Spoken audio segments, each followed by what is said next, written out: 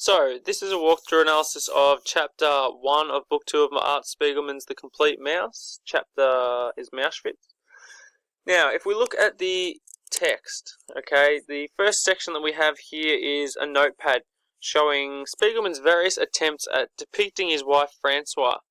Now, Francois is a special character in Mouse because she was born French, lives in America, and converted to Judaism when she married Art. Spiegelman communicates the decision process surrounding how he would actually show this through the inset notebook that we have here at the top of the page. We've kind of got the questions, is she a French frog, an American dog, or even a Jewish mouse down here at the bottom?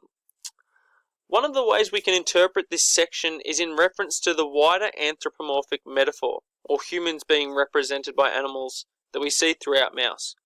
Spiegelman shows the difficulty and the silliness of attempting to categorize a person into a specific category based on singular characteristics. By extension, what it does is satirize, or make fun of and critiques, the Nazi ideology that underpinned the Holocaust. The Nazis believed that a person's Jewishness was the defining characteristic to such an extent that all Jews could be grouped together as having similar qualities. Spiegelman challenges this idea in other parts of the text, such as the scene where a German Jewish prisoner claims his son fought for Germany in World War I, and that he is therefore German. And in the panels, we see the character transitioning from being 1 minute depicted as a cat to 1 minute being depicted as a mouse. Another example of this is where we see Jews betraying other Jews in order to survive. It's a really effective way of showing that even though people look the same, that they might appear to be on the same side, they're in fact not, okay? They're essentially fighting for themselves in a lot of these cases. Now, if we move on, we see down here, Art receives news of Vladek having a heart attack. It is Vladek though, okay? So he's actually fine. He simply said he had a heart attack to get Art's attention. It turns out that Mahler has left him during their getaway up in the Catskills, which is a very popular holiday destination for a lot of Jewish immigrants. Now what follows are a series of panels exploring Art's feelings of guilt and doubt, which are both major themes that run throughout the text. There isn't a whole lot of action, but there is a great deal of depth to these dialogue balloons that we see during this car trip. Firstly, we've got Art saying here, I can't even make any sense of my relationship with my father. How am I supposed to make any sense out of Auschwitz, of the Holocaust? What this quote does is verbalize two really important things. On the one hand, Art alludes to the difficulties he has with his father and their relationship. On the other hand, it gives us an insight into Art's character, showing that he is consumed by a great deal of self-doubt concerning his project and his ability to actually carry it out, to portray something as all-consuming and as terrible as the Holocaust. Now, what we can infer from this quote, and by that I mean what we can interpret from it, is that Art's relationship with his father is tied quite closely to his relationship and understanding of the Holocaust. As the narrative progresses, Art's attempts to understand Vladek's Holocaust experiences enable him to better understand his father and why his father acts the way that he does. Now on the next page, secondly, Art's telling Francois about his feelings towards the brother that never survived, Richu.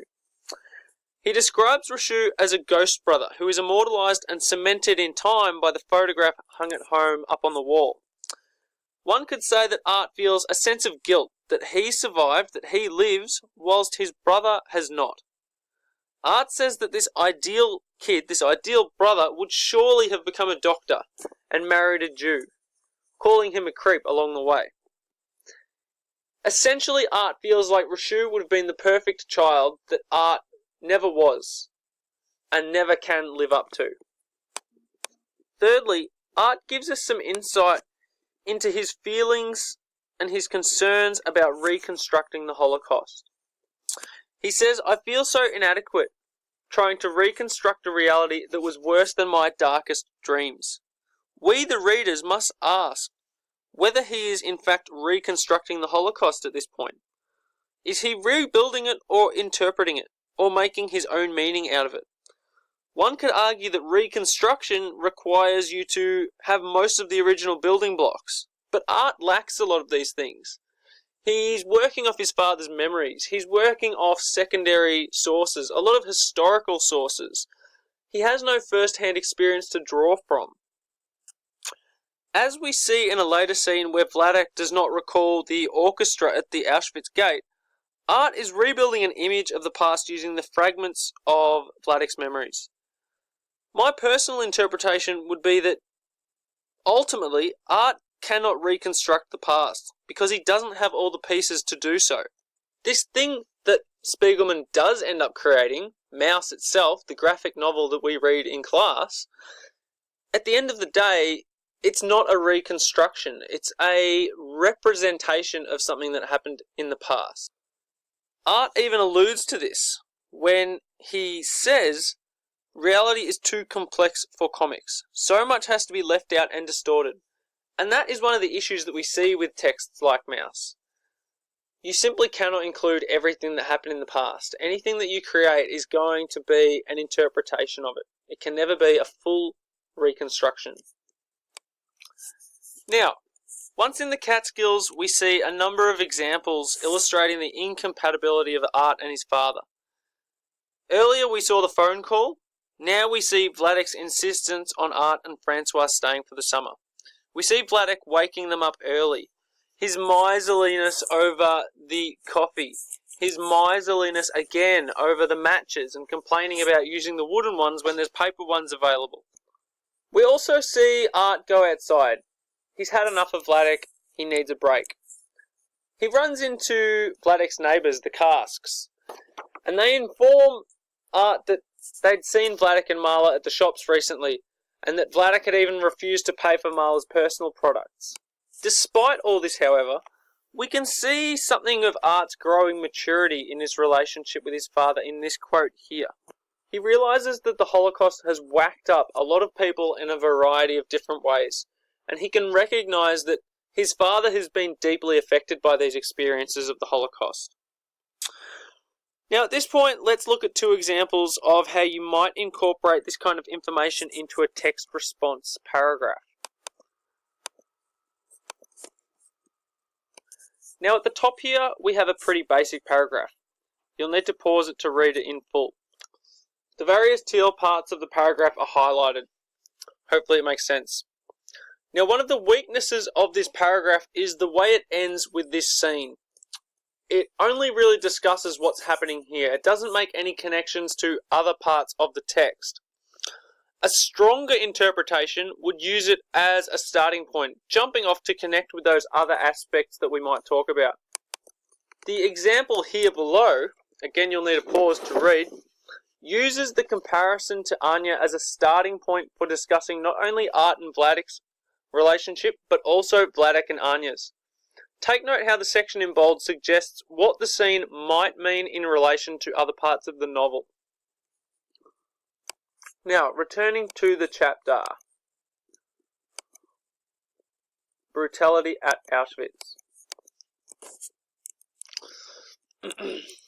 So, Vladek and Art need a timeout. They're pretty stressed out from each other. So they go for a walk and discuss Auschwitz.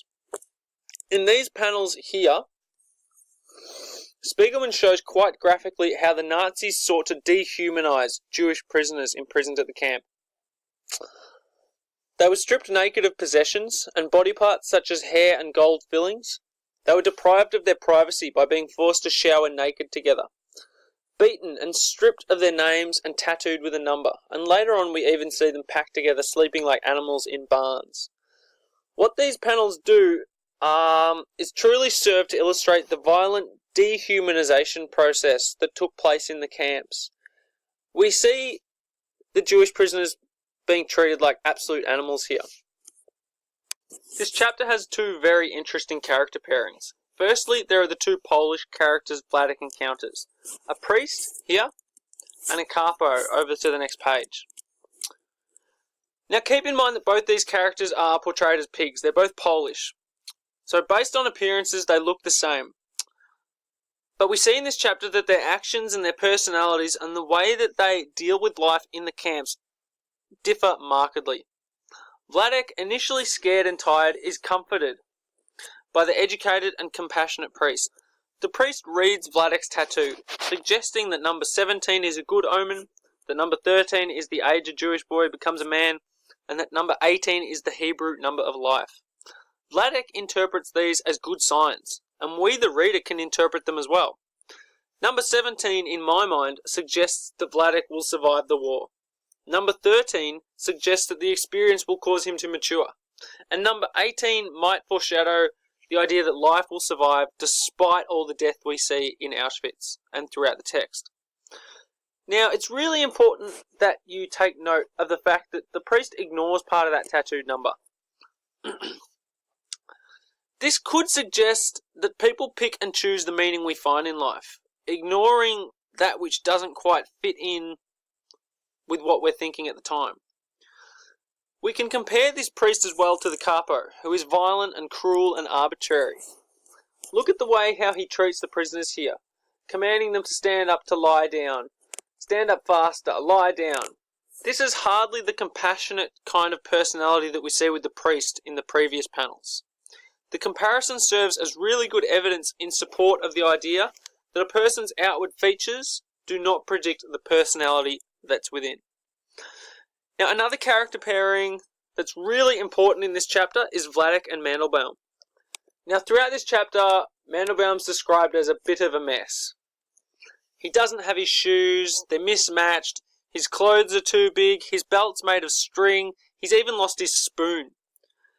He's a really pitiful, desperate character, and he comes to rely on Vladek to some extent. And his survival kind of depends on that relationship that he forms with Vladek. By way of contrast, we can look at how Vladek survives while in the camps. He relies a lot on his own abilities. In this chapter, it's particularly his language abilities that allow him privileged access to this capo figure. This relationship gives Vladek access to food, it gives him access to shelter, it even gives him access to the clothing stores, which he uses to get extra clothes, spare clothes for Mandelbaum. Now, the Vladek-Mandelbaum capo relationship really illustrates well the value of relationships in surviving the Holocaust. But it also shows us how important or how significant the role of luck was. Mandelbaum was quite unfortunate to receive such poor clothing. He was fortunate, however, to encounter Vladek, someone he knew from life outside of the camps. Vladek, similarly, was extremely fortunate that the capo wanted to learn English, and the fact that Vladek even has these skills to start with is, completely chance. It's complete fortune to begin with. It's not like he, prior to the war, was preparing for this situation by developing all these languages. It's just pure chance that he has them. Now, our final point of analysis involves the Pines Hotel that we see here. Now, please note this is my interpretation. So, it's really up to you guys listening, watching, to decide whether or not the evidence I'm presenting is convincing enough. The comparison I'm drawing here is between the Pines Hotel Resort and Auschwitz. One is a luxury compound fenced off from the world to prevent trespassers, with a variety of specialised areas where a lot of the Jewish immigrants go to relax.